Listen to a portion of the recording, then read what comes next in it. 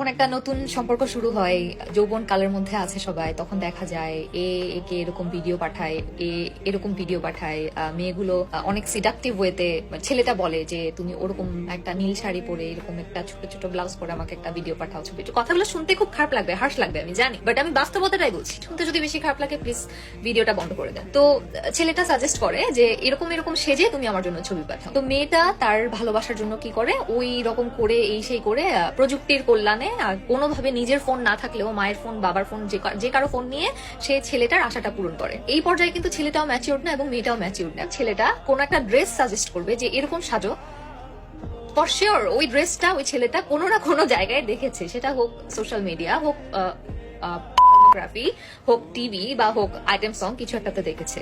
তো সে যেহেতু নিজের মনের মতো একটা পাপেট, একটা পুতুল, কাঠপুতুল পেয়ে গেছে, যে মেয়েটা আসলে মনে করে সে তাকে অনেক অনেক ভালোবাসে।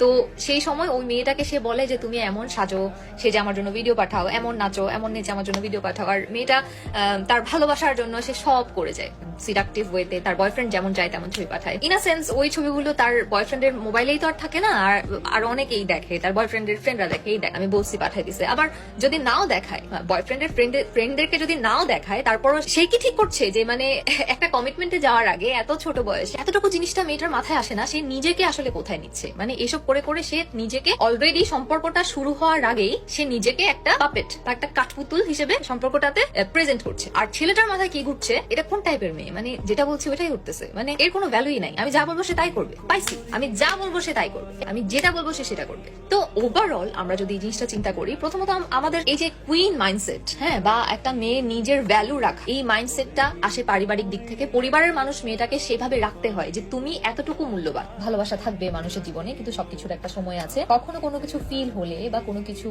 হঠাৎ করে মাইন্ডের উপর দিয়ে ক্রস করলে সেটাকে সিরিয়াসলি নিবা না।